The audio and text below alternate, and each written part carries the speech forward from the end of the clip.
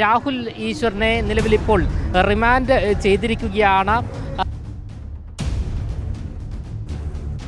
ജാമ്യാപേക്ഷ തള്ളിയ കോടതി 14 ദിവസത്തേക്കാണ് നിലവിലിപ്പോൾ റിമാൻഡ് ചെയ്തിരിക്കുന്നത്. പരാതിക്കാരിയുടെ ചിത്രങ്ങൾ ഉൾപ്പെടെ ലാപ്ടോപ്പിൽ ഉണ്ടായിരുന്നു. ഇത് തന്നെ ജാമ്യം ലഭിക്കാത്തതിനൊരു പ്രധാന കാരണമായിട്ടുണ്ട്.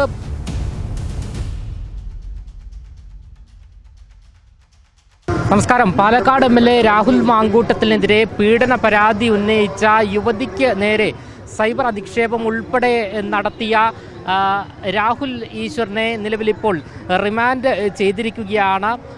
രാഹുൽ ഈശ്വറിനെ ജാമ്യമില്ലാ വകുപ്പ് പ്രകാരം ഇക്കഴിഞ്ഞ ദിവസം വൈകുന്നേരമാണ് അറസ്റ്റ് ചെയ്തത്. ജാമ്യാപേക്ഷ തള്ളിയ കോടതി 14 ദിവസത്തേക്കാണ് നിലവിലിപ്പോൾ റിമാൻഡ് ചെയ്തിരിക്കുന്നത്. പൂജപ്പുര ജില്ലാ ജയിലിലേക്ക് നിലവിലിപ്പോൾ രാഹുൽ ഈശ്വറിനെ മാറ്റിയിരിക്കുകയാണ്.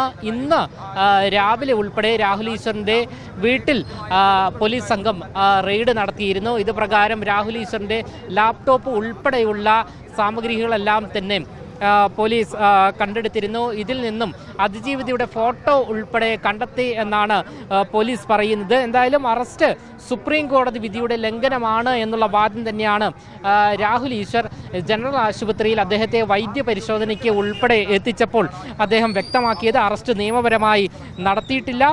നോട്ടീസ് നൽകിയത് പോലും പിടികൂടി കൊണ്ടുവന്ന ശേഷം 40 മിനിറ്റ് കഴിഞ്ഞാണ് എന്നും രാഹുൽ ഈശ്വർ കോടതിയിൽ പറഞ്ഞിരുന്നു. നോട്ടീസ് നൽകിയിരുന്നുവെന്നും എന്നാൽ അത് കൈപ്പറ്റിയില്ല എന്നുമാണ് പ്രോസിക്യൂഷൻ പ്രധാനമായും കോടതിയിൽ ഉന്നയിച്ചത്. എന്തായാലും നിലവിലിപ്പോൾ രാഹുൽ ഈശ്വറിനെ 14 ദിവസത്തേക്ക് റിമാൻഡ് ചെയ്തിരിക്കുകയാണ്.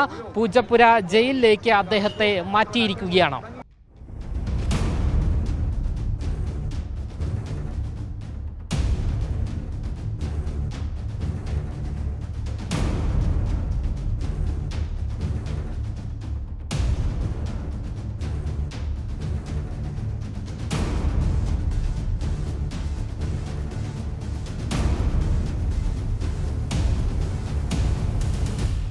എന്തായാലും നിലവിൽ പ്രോസിക്യൂഷൻ ജാമ്യ ഹർജിയെ പൂർണ്ണമായും ശക്തമായി എതിർക്കുകയാണ് ഉണ്ടായത്. അതേസമയം തന്നെ രാഹുൽ ഈശ്വറിനെതിരെ ഗുരുതര ആരോപണവുമായാണ് റിമാൻഡ് റിപ്പോർട്ടിൽ ഉള്ളത്. പരാതിക്കാരിയുടെ ചിത്രങ്ങൾ ഉൾപ്പെടെ ലാപ്ടോപ്പിൽ ഉണ്ടായിരുന്നു.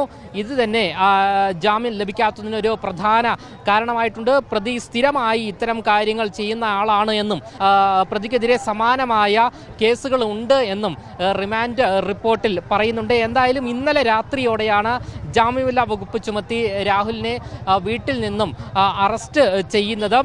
അന്വേഷണത്തിന്റെ ഭാഗമായി രാഹുൽ ഈശ്വറിന്റെ മൊബൈൽ ഫോൺ പോലീസ് കസ്റ്റഡിയിൽ എടുക്കുകയും ചെയ്തിരുന്നു. ലാപ്ടോപ്പ് ഉൾപ്പെടെ ഇന്ന് കസ്റ്റഡിയിൽ എടുക്കുകയും ചെയ്തു. ഇതിൽ അതിജീവിതയുടെ ചിത്രങ്ങൾ ഉൾപ്പെടെ ഉണ്ടായിരുന്നു. ഇത്തരത്തിൽ പ്രോസിക്യൂഷൻ ഗുരുതരമായ ആരോപണങ്ങൾ ഉന്നയിച്ചതിനെ തുടർന്ന് തെളിവുകൾ ഹാജരാക്കുകയും ചെയ്തതിനെ തുടർന്ന് ജാമ്യം ലഭിച്ചില്ല. നിലവിലിപ്പോൾ പൂജപ്പുര ജയിലിലേക്ക് അദ്ദേഹത്തെ മാറ്റിയിരിക്കുകയാണ്. 14 ദിവസത്തേക്കാണ് റിമാൻഡ് ചെയ്തിരിക്കുന്നത്. ക്യാമറമാൻ അഖിൽ അശോകിനൊപ്പം അമൽ രുദ്ര, മറുനാടൻ മലയാളി, തിരുവനന്തപുരം.